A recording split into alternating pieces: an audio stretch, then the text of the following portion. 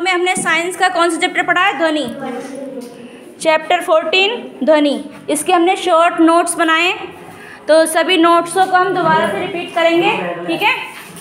ध्वनि का चैप्टर देखिए, ध्वनि किसे कहते हैं? सभी जानते हैं, जब हम किसी भी वस्तु में कंपन करते हैं तो वो क्या होता है, क्या निकलता है फिर उसमें से?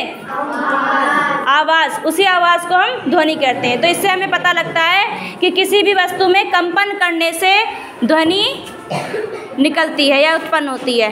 अब ध्वनि उत्पन्न होने की विधियाँ, जैसे कि हम बोल रहे हैं, मैं बोल रही हूँ तो आवाज़ निकल रही है, ठीक है। तो ध्वनि उत्पन्न करने की विधियाँ कौन कौन सी हैं?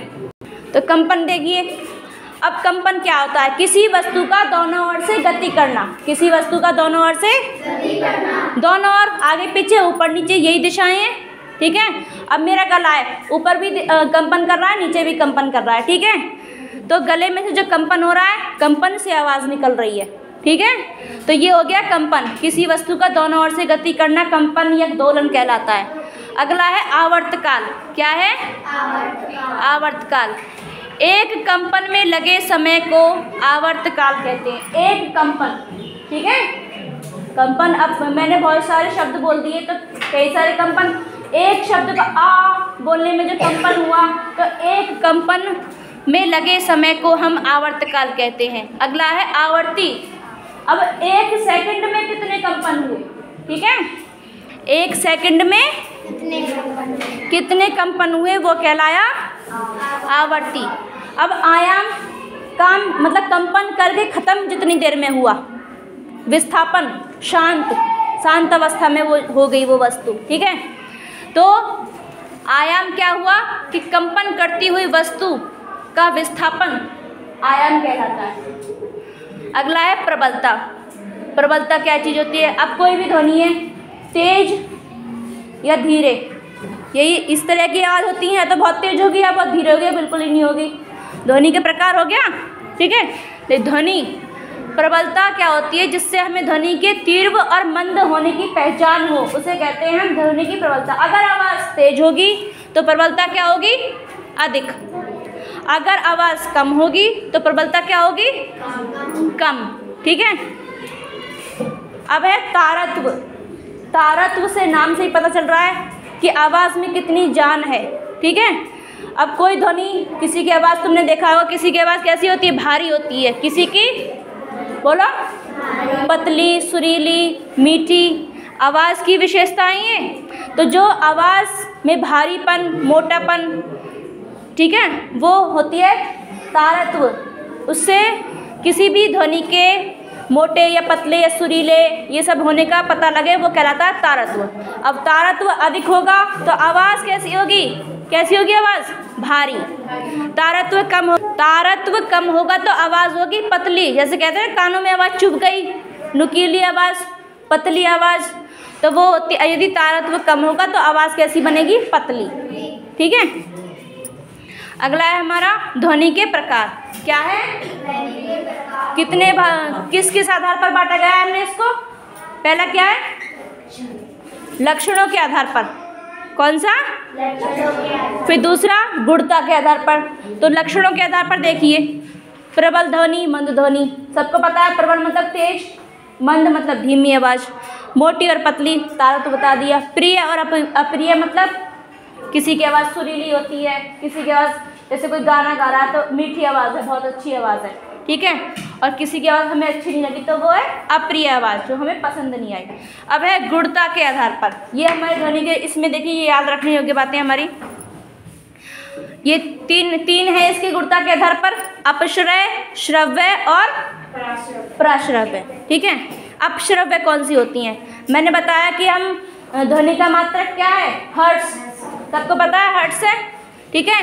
और एक आवर्ती में क्या है कि एक सेकंड में लगे हुए कंपनों की संख्या, ठीक है, 1 हर्ट्ज। तो देखिए अपश्रव्य ध्वनि के बारे में हम पढ़ते हैं। इसमें क्या है?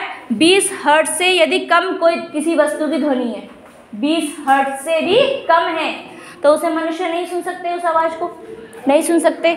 20 हर्ट्ज से यदि उस किसी वस्तु की ध्वनि है तो वह कहलाता है अपश्रव्य। क्या कहलाता है वो? अपश्रव्य। यदि दूसरा है श्रव्य ध्वनि। दूसरा क्या है? यदि आवाज़ 20 हर्ट्ज से लेके 20,000 हर्ट्ज के बीच में है तभी मनुष्य सुन सकते हैं। मेरी आवाज़ की जो ध्वनि है वो कितनी है, 20 हर्ट्ज से लेके 20,000 तक ही है, तभी तुम लोग सुन रहे हो, तभी तुम लोग सुन रहे हो मेरी आवाज़। अगर ये आवाज़ इससे कम या इससे अधिक होती, 20 हर्ट्ज से कम या 20 हर्ट्ज से अधिक होती तो तुम मेरी आवाज़ को नहीं सुनते। हमारा प्राश्रव्य ध्वनि क्या है, ये प्राश्रव्य ध्वनि जिसमें क्या है 20 हर्ट्ज से अधिक की आवाज़। अगर 20,000 हर्ट्ज से अधिक आवाज़ उसे भी मनुष्य नहीं सुन सकते।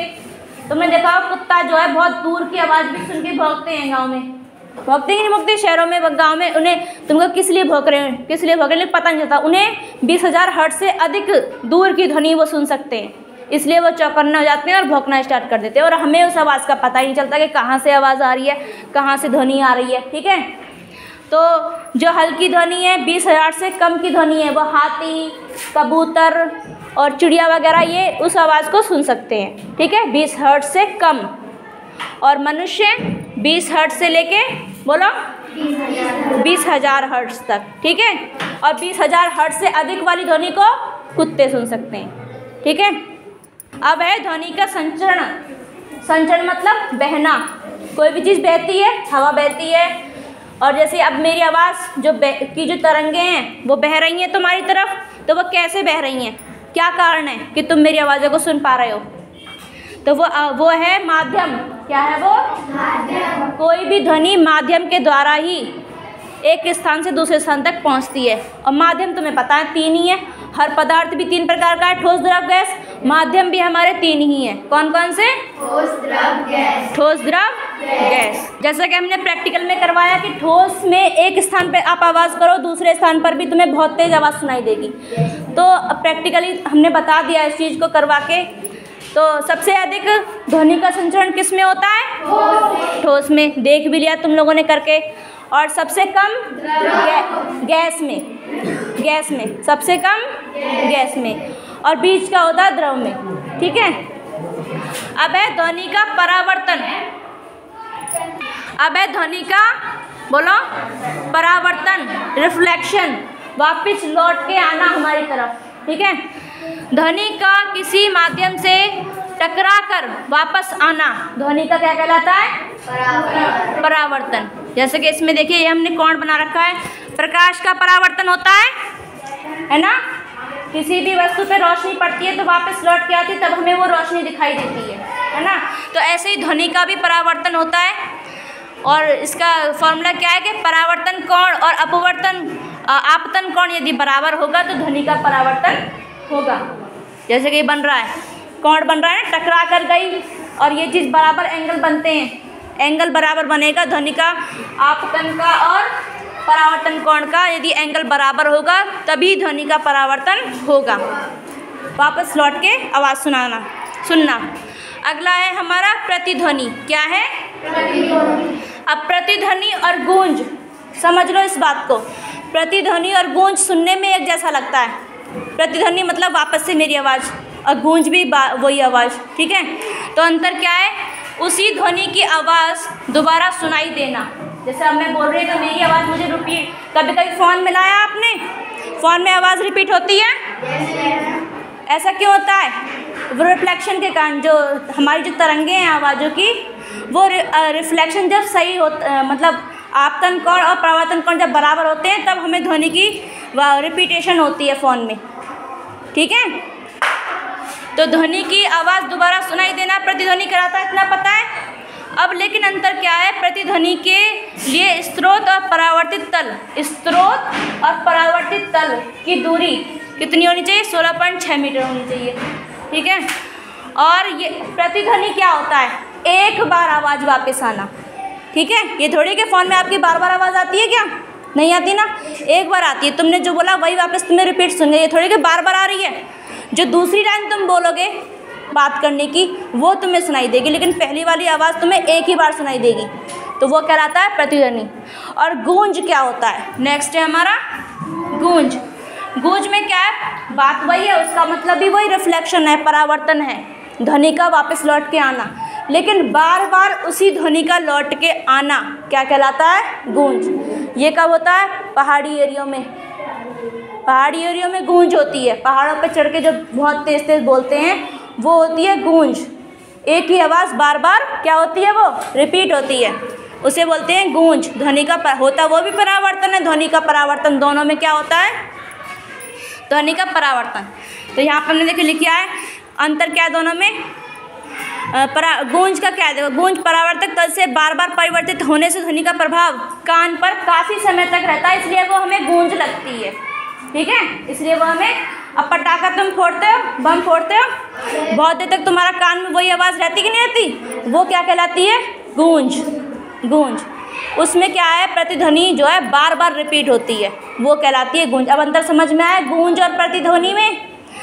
प्रतिध्वनि में एक बार आवाज़ सुनाई देगी और गूंज में बार बार। ठीक है, अब देखिए ध्वनि की वायु में चाल कितनी है, 332 मीटर प्रति सेकंड। एक सेकंड में 332 मीटर तक मेरी आवाज़ पहुंच रही है। ठीक है, कहाँ तक पहुंच रही है, 332 मीटर तक। ये है ध्वनि में वायु, ध्वनि की वायु में चाल। ठीक है, अब देखिए यहाँ पे मैंने थोड़ा चित्र के माध्यम से बताया है कि हमारे कान तक आवाज़ कैसे। देखिए यहाँ पे एक मनुष्य है, एक मनुष्य यहाँ पर है। अब ये बोल रहा है, यहाँ पे एक मनुष्य है और ये मनुष्य ये बोल रहा है। ठीक है, इसके गले में क्या हो रहा है, कंपन। गला क्या है, साधन, स्रोत, माध्यम, एक माध्यम है। अब इसके मुंह से आवाज़ निकल रही है तरंगों के रूप में, तरंगों के रूप में। अब इसकी कहाँ जा रही है, कान में, कान दूसरा माध्यम हुआ।